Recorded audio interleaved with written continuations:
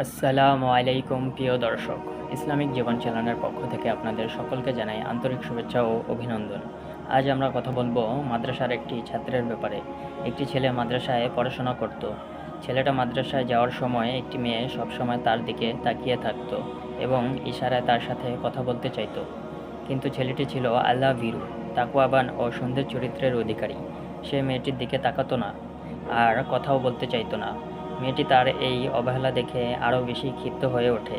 একদিন মেয়েটা ছেলেটাকে তার খালি বাসায় ডাকলো, কিন্তু ছেলেটা রাজি হলো না। কিছুদিন পর মেয়েটি একটা কৌশল খাটালো। মেয়েটা তার এক দাসীকে শিখিয়ে দিল যে ছেলেটাকে বলবে যে এ বাড়িতে একটা ছোট বাচ্চা আছে, বাচ্চাটা খুব কান্নাকাটি করতেছে, আপনি একটু এসে বাচ্চাটাকে সূরা কালাম পাঠ করে ঝাড়ফুঁক দিয়ে যান। দাসীটা এই মিথ্যা কথা বলে ওই মাদ্রাসার ছেলেটাকে বাড়ির ভেতরে নিয়ে গেল। তারপর সে দুষ্ট মেয়েটা ছেলেটাকে নির্জন একটা রুমে বন্দি করলো। ছেলেটার কাছে নিজেকে সঁপে দিতে চাইলো, কিন্তু সেই ছেলেটি চাইলো না কোনো অবৈধ কিছু করতে। ছেলেটি পড়ে গেল মহা বিপদে। বুদ্ধি করে বলল, আমার একটু টয়লেটে যেতে হবে। মেয়েটি বলল, যাও, তবে দ্রুত ফিরে আসবে।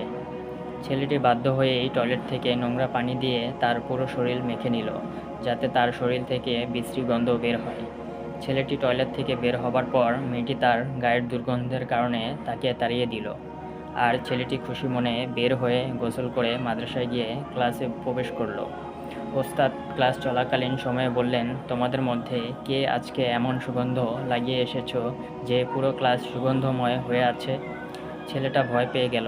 মনে মনে ভাবল, হয়তো তার গায়ে কোথাও ময়লা লেগে আছে অথবা ভালো করে ধোয়া হয়নি, সেখান থেকে মনে হয় দুর্গন্ধ বের হচ্ছে। সে মনে করলো ক্লাসের মধ্যে ওস্তাদ তার গায়ের দুর্গন্ধকে উপহাস করে সুগন্ধ বলছে না তো। ছেলেটা লজ্জায় মাথা নিচু করে বেঞ্চে বসে রইল। এদিকে কোনো ছাত্র জবাব না দেয়ার ওস্তাদ অবাক হলেন এবং পরীক্ষা করার জন্য একজন একজন করে উঠে আসতে বললেন। আশ্চর্যের বিষয়, কারো কাছে এই সুগন্ধ পাওয়া গেল না।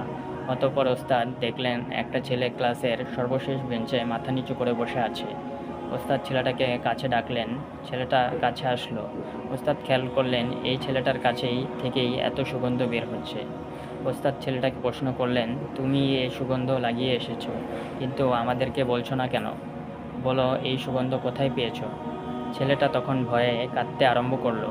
ওস্তাদ আরও বেশি অবাক হলেন এবং ছেলেটাকে বললেন, তুমি কাঁদছো কেন? তখন ছেলেটা সম্পূর্ণ ঘটনা ওস্তাদকে বলে দিল। সব কিছু শুনে ওস্তাদও কেঁদে ফেললেন এবং ছেলেটাকে বুকের সাথে জড়িয়ে ধরে সকল ছাত্রদের বললেন, তোমরা যদি কেউ একজন জান্নাতি মানুষ দেখতে চাও, তাহলে আমার এই ছাত্রটিকে দেখো। সুবহানাল্লাহ! ছেলেটি আর কেউ না, তিনিই হলেন ইমাম গাজ্জালী রহমাতুল্লাহি আলাই। নিয়মিত এরকম ইসলামিক গল্প ও ইসলামিক ভিডিও পেতে ইসলামিক জীবন চ্যানেলটিকে সাবস্ক্রাইব করে পাশে থাকা বেল আইকনটি বাজিয়ে রাখুন, যাতে করে পরবর্তী ভিডিওটির নোটিফিকেশন সবার আগে আপনার কাছে চলে আসে। ভিডিওটি দেখার জন্য ধন্যবাদ। ভালো থাকুন, সুস্থ থাকুন ও ইসলামিক জীবন চ্যানেলের পাশে থাকুন। আল্লাহ হাফেজ।